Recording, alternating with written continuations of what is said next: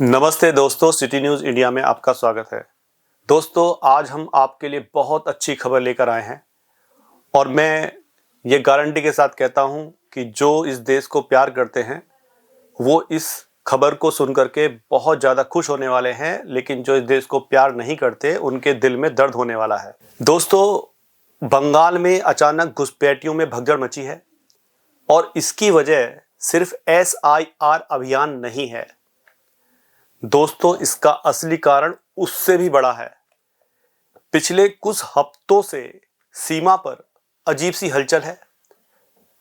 दोस्तों, जहां से लोग सालों तक आराम से भारत में घुस आते थे, अब वहीं से वो भागकर वापस अपने देश जा रहे हैं। ऐसा क्यों हो रहा है?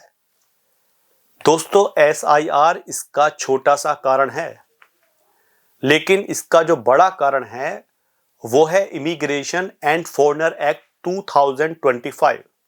इस एक्ट ने जिसने पूरा माहौल बदल दिया है।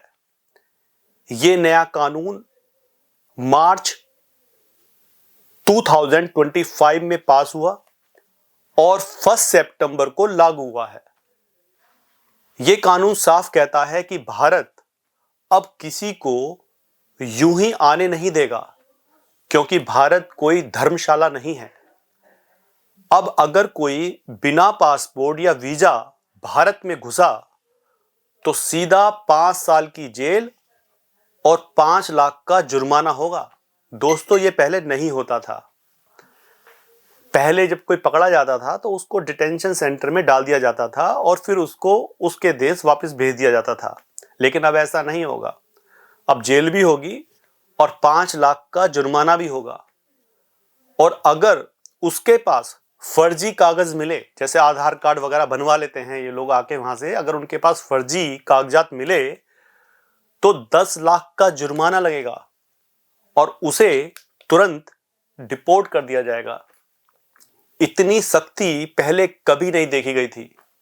SIR सिर्फ वोटर लिस्ट से हटाता है, लेकिन नए कानून में फंसने पर कोई नेता, कोई राजनीतिक सुरक्षा, यहां तक कि ममता बानो भी किसी को नहीं बचा सकती।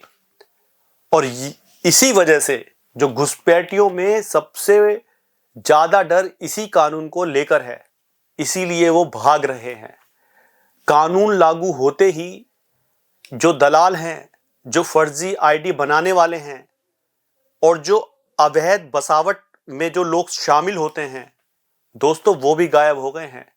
क्योंकि ये कानून सिर्फ उन पर लागू नहीं होता जो घुसपैठिए हैं, जो यहां पर भारत में रह करके उनकी हेल्प करते हैं, ये कानून उन पर भी लागू होता है। दोस्तों, ये लोग सालों से बिना रोक टोक भारत में आते थे, वे अब खुद रास्ता ढूंढकर वापस जा रहे हैं। ये सिर्फ कानून का असर नहीं, बल्कि लोगों की सोच में बदलाव है। दोस्तों, संदेश साफ है कि अब भारत कानून के मामले में कोई समझौता नहीं करेगा और भारत कोई धर्मशाला नहीं है।